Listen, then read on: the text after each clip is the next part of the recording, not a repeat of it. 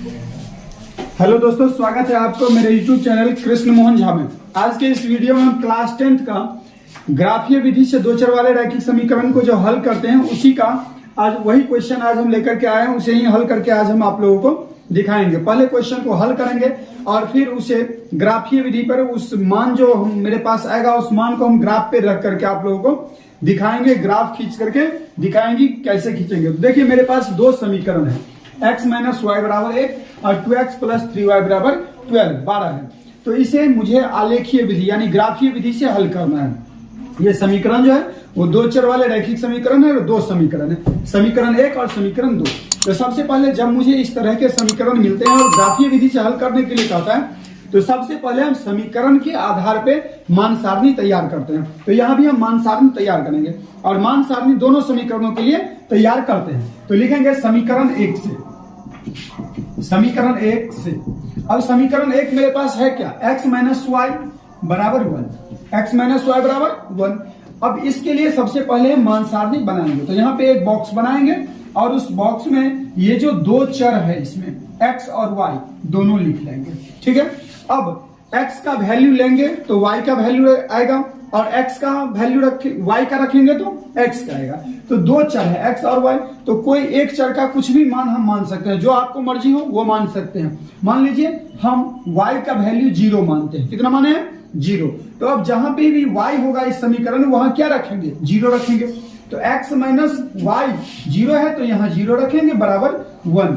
अब आपको पता होगा 0 यदि किसी में जोड़ेंगे या घटाएंगे तो वैल्यू में कोई परिवर्तन नहीं होता है। तो x में 0 घटाएंगे कोई परिवर्तन नहीं होगा, यानी x का वैल्यू क्या आ जाएगा? 1।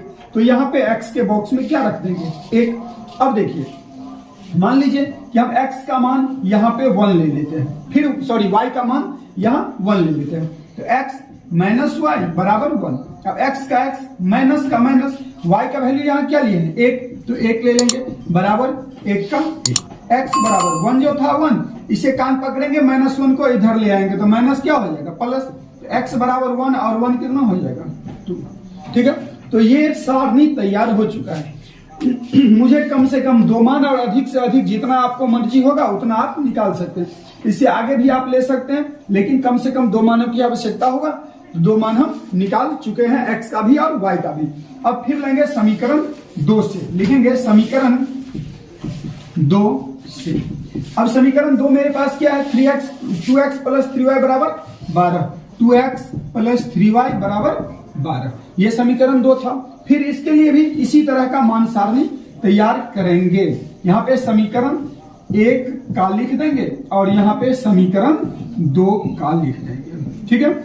अब देखिए एक में x दूसरे में y। अब x का कुछ मान रखेंगे तो y का मान आएगा, y का रखेंगे तो x का आएगा। मान लीजिए हम x का 0 रख लेते हैं तो 2 का 2, x का मान 0। देखिए इसमें पहले y का रख करके बनाए थे, इसलिए यहाँ पे x का पहले रख करके आपको हल करके दिखा रहे हैं। x y किसी का भी पहले आप मान ले सकते हैं और रख सकते हैं। तो x का मान 0 था, 0 रख लिए, प्लस 3y का 3y बराबर 12 था, 12 ले लिए। अब देखिए x 2 को 0 से गुना करेंगे 0 हो जाएगा, प्लस 3y का 3y बराबर 12। अब 0 जोड़ेंगे घटाएंगे कोई फर्क नहीं पड़ेगा, इसलिए इसे यहां मिटा देते हैं। 3 से इसे विभाजित कर दे, 3 चौका 12। y इक्वल टू कितना आ जाएगा? 4। यहां दे दीजिए 4। अब फिर x का फिर एक कोई वैल्यू रखेंगे तो फिर y का वैल्यू आएगा। तो मान लीजिए ऐसा कोई मान लेते हैं जिससे कि ये विभाजित हो जाए। जैसे कि यहाँ पे 3 ले लेते हैं, x का मान 3। जो भी आपको मर्जी हो वो ले सकते हैं, मुझे जो अच्छा लग रहा है वो हम ले रहे हैं। 3 इंटू 2 इंटू 3 प्लस 3y बराबर 12। अब 3y का 3y बराबर 12 और 3 को 2 से गुना करें 3 दूनी 6, विपरीत में 6 ले लिए। 3y इक्वल टू 6, 3 दूनी 6, y इक्वल टू कितना हो गया? 2। यहाँ पे 2 ले लीजिए। तो इसका भी मान सारणी मुझे मिल चुका है। तो मान सारणी यदि आपको मिल गया तो फिर ग्राफ बनाना आसान हो जाता है और ग्राफ आप आसानी से हल कर सकते हैं। देखिए मेरे पास में ग्राफ पेपर तो यहाँ पे है नहीं और डिजिटल बोर्ड भी नहीं है कि हम डायरेक्ट ग्राफ पेपर लाएंगे वहां पे आपको दिखा देंगे। तो इसीलिए फॉर्मली हम एक चतुर्थांश यहाँ पे तैयार करेंगे और उस चतुर्थांश में एक वैल्यू एक निश्चित दूरी पे रख करके और आपको हम ग्राफ खींचना सिखाएंगे और उसी तरीके से आप अपने ग्राफ पेपर पे ले जाकर के बैठा करके बनाइएगा, आपसे हल होगा क्वेश्चन। चलिए तो सबसे पहले एक हम यहाँ पे चतुर्थांश ले लेंगे। जैसे देखिए ये है, ये y अक्ष है और ये लेंगे एक्स अक्ष, ये एक्स ये वाई। देखिए यहां जहां पे ये दोनों कटान करता है ये मूल बिंदु होता है, इसका निर्देशांक 0 0 होता है, एक्स भी 0 और वाई भी 0। इसे हम कौन सा बिंदु कहते हैं? मूल बिंदु। और मूल बिंदु का निर्देशांक आपसे कोई पूछेगा क्या होता है, तो ये भी 0 ये भी 0 और ये मूल बिंदु है, यहाँ एक्स और वाई दोनों कटान करता है। इधर से राइट साइड जाएंगे तो पॉजिटिव और लेफ्ट आएंगे तो निगेटिव, ऊपर जाएंगे तो पॉजिटिव और नीचे जाएंगे तो निगेटिव, ये मान होता है। अब एक निश्चित दूरी मान करके जैसे ग्राफ पेपर पे 1 2 3 इस तरह का रेखा खींचा रहता है, उसी तरह से यहां भी हम मान लेते हैं 1 2 3 4 5 6, 1 2 3 4 5 6, 1 2 3 4 5 6। देखिए इधर जैसे ही आएंगे तो ये ऋणात्मक वैल्यू आएगा, ऋणात्मक 1 2 3 4 5 6, 1 2 3 4 5 6, 1 2 3 4 5 6, 1 2 3 4 5 6। ठीक है, इस तरह से हम मान पहले तैयार कर लिए। अब आपको पता होगा ये जो चतुर्थांश होता था 9th में आप पढ़े होंगे निर्देशांक ज्यामिति में, ये पॉजिटिव पॉजिटिव होता है, यहाँ x निगेटिव y पॉजिटिव होता है, यहाँ x भी निगेटिव y भी निगेटिव, यहाँ x पॉजिटिव y निगेटिव। इस तरह से प्रथम द्वितीय तृतीय और चतुर्थ होता था। तो ये सब अभी मुझे जानना नहीं है, बस ये मुझे जानना था जो अभी हम बैठा चुके हैं। इसी तरह से आपके पास ग्राफ पेपर भी रहता है। अब देखिए समीकरण 1 का पहले हम मान बैठाएंगे और उसके लिए रेखा खींचेंगे। x का वैल्यू कितना है 1, तो y का वैल्यू कितना है 0। अब हम देखेंगे ग्राफ पे कौन ऐसा बिंदु होगा जहां पे x 1 और y 0 होगा। तो देखिए x और y दोनों 0 तो यही है, तो यहां आ गए और यहां से x ग्राफ बैठाने में मिस्टेक हो गया है। एक मिनट देखिए, ये देखिए y0 और x1 है, y0 और x1 ये बिंदु होगा। x के तरफ जाएंगे, y की तरफ ले लिए थे वो गलत था, ये इधर आएंगे x की तरफ, तो x1 यहाँ पे है, यहाँ से y पे जाइए तो 0 मिल जाएगा, यानी ये बिंदु है। फिर देखिए x2 और y1, तो x2 और इसके सापेक्ष में y1 कहाँ है, तो ये खोजेंगे, तो ये y1 है, ये पॉइंट जो है y1, x2 और y1। तो इस तरह से इस दोनों बिंदुओं को हम मिला लेंगे। मेरे पास में देखिए पटरी नहीं है, बस फॉर्मली आपको हम समझाने के लिए बना रहे हैं। आप इसे ग्राफ पेपर पे ले जाकर के पटरी पेंसिल से आप बनाइएगा, बिल्कुल सीधा खींचिएगा तो आपको एक सीधी रेखा होगा और वो दो बिंदुओं पे ग्राफ कटान होगा, वहां भी आप बना सकते हैं। देखिए तो इस तरह से मेरे पास में था, पटरी आप बैठा करके पेंसिल से केवल एक बार खींचिएगा, बार बार नहीं खींचिएगा, नहीं तो पॉइंट बढ़ जाएगा। फिर देखिए इसी तरह से दूसरे समीकरण x0 तो y 4, x0 और y कितना है 4। देखिए y की ओर जाएंगे, y 4 है तो y की ओर जाएंगे, 4 हो गया। x3 तो y 2, x3 और y 2,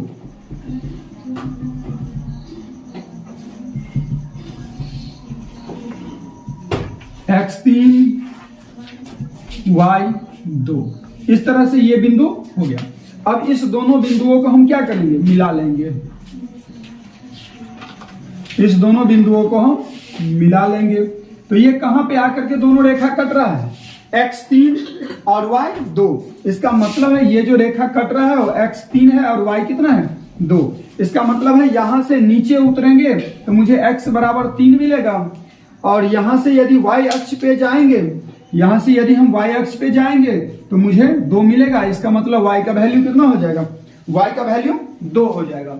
अब देखिए ये जो ग्राफ था वो किसका था, समीकरण 2 का था, जो समीकरण मेरे पास में कितना था 2x प्लस 3y बराबर 12 था। ये जो समीकरण था वो x माइनस, एक मिनट,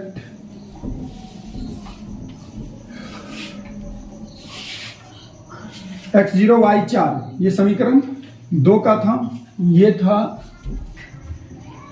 2x प्लस 3y बराबर 12, और ये जो समीकरण था वो x माइनस वाई बराबर 1 का था। इस तरह से ये दोनों समीकरण का था। ये जो वैल्यू है वो x0 और y 4 है, ये जो वैल्यू था वो आपको x1 था और y 0 था। ये जो बिंदु था वो x2 और y1 था। तो इस तरह से ये ग्राफ बन करके तैयार है। एक बार फिर से इसे हम ओवरव्यू कर लेते हैं, समझ लेते हैं। सबसे पहले मेरे पास दो ये समीकरण था, दोनों समीकरण के लिए अलग अलग हम मान सारणी तैयार किए। एक x का वैल्यू, y का वैल्यू यहाँ 0 लिए थे तो x का वैल्यू आया था, फिर y का वैल्यू 1 लिए थे, y का वैल्यू 2 आया था। इसी तरह से दूसरे समीकरण में भी ले लिए थे। उसके बाद यहाँ पे एक चतुर्थांश हम बनाए थे, एक निश्चित दूरी पे दूरी मान लिए थे, और उसके बाद प्रत्येक समीकरण के अलग अलग मानों को इस पे रख करके रेखा खींची। जैसे x1 और y0 था, या ऐसे कहिए y0 x1, तो y0 इतना और x1 यहाँ, तो यहाँ एक बिंदु निर्धारित कर लिए।